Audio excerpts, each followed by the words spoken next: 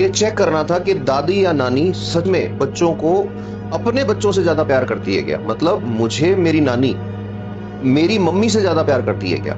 इस चीज को चेक करने के लिए यूनिवर्सिटी ऑफ एमोरी जो है, वहां के साइंटिस्ट ने एक एक्सपेरिमेंट किया। अभी थोड़े साल पहले की बात है, कोरोना के आसपास की बात है, जब कोरोना आया था।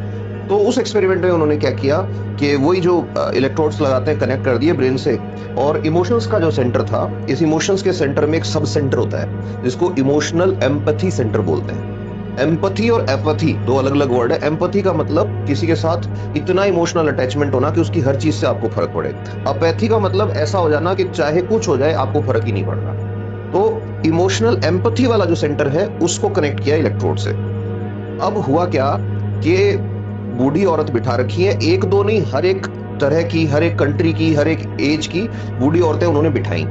अब बिठा के और उन्होंने उनको दिखाया, तो एक बार उनका पोता दिखाया, एक बार दोहता मतलब बेटी का बेटा दिखाया या बेटी की बेटी दिखाई, और दूसरी बार में उनको उनके अपने बच्चे दिखाए, मतलब उन बच्चों के माँ बाप दिखाए।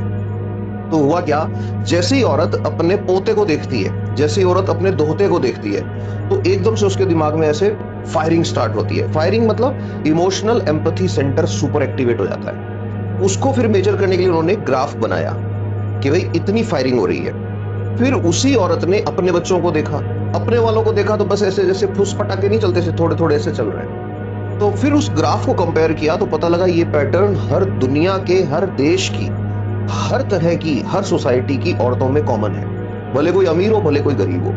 तो ये जो बात बनी हुई है ना पुरानी, हमारी साइड बोलते हैं कि मूल से ज्यादा प्यारा ब्याज होता है, ऐसा कह देते हैं। जैसे मैं अगर मेरे बच्चे को खिला रहा हूं, तो मैं मेरे बच्चे को जितने प्यार से खिलाऊंगा उससे ज्यादा प्यार से मेरे जो ऊपर वाले बैठे हैं वो बहुत अच्छे से खिलाएंगे उसको। इसलिए ये जो जनरेशन्स होती हैं, इनमें अब जो बच्चे आगे पल रहे हैं उनको इसका मतलब उस लेवल का प्यार ही नहीं मिलने वाला।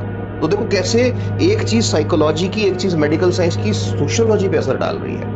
कि अब आप क्या कर रहे हो, अब आप सिंगल फैमिली सिस्टम में आ गए हो कि बस हम दो, हमारा एक उस पे आ गए। अब वो बच्चा जो है, उस बच्चे को उस लेवल का आप इमोशनल एम्पैथी दे ही नहीं सकते। अब क्यों नहीं मिल सकता, इस पे भी रिसर्च करना पड़ा। इस पे जब रिसर्च किया तो पता लगा कि हुआ क्या है कि जब ये लोग खुद माँ बाप थे, जो बूढ़े लोग आज ग्रैंड फादर ग्रैंड मदर बने हुए हैं, ये लोग जब खुद माँ बाप थे किसी के, तो ये पूरा एंजॉय नहीं कर पाए मदरहुड फादरहुड को। क्यों? तो उसके लिए एक नया एस्पेक्ट निकल के आया कि जितना स्ट्रगल होता है, जितना स्ट्रेस होता है लाइफ में, उतना ही उस आदमी का इमोशनल एम्पैथी सेंटर मरता जाता है। इसीलिए जो लोग बड़ी बड़ी पोस्ट के चक्कर में अपनी लाइफ के 24-24, 20-20 घंटे, ये एक सीईओ था, उसने बोला था कि लोगों को हफ्ते में इतने घंटे काम करना चाहिए, ऐसों की बातों में आके लगा देते हैं। उनके बच्चे भुगतते हैं, उनके बच्चे पे करते हैं कि ठीक है आपको मिल गई होगी तरक्की, मम्मी बन गई बॉस सबकी, बट बेटे ने मम्मी खो दी। कि क्यों? कि वो जब आएगी वापस तो उस पूरे दिन लॉजिक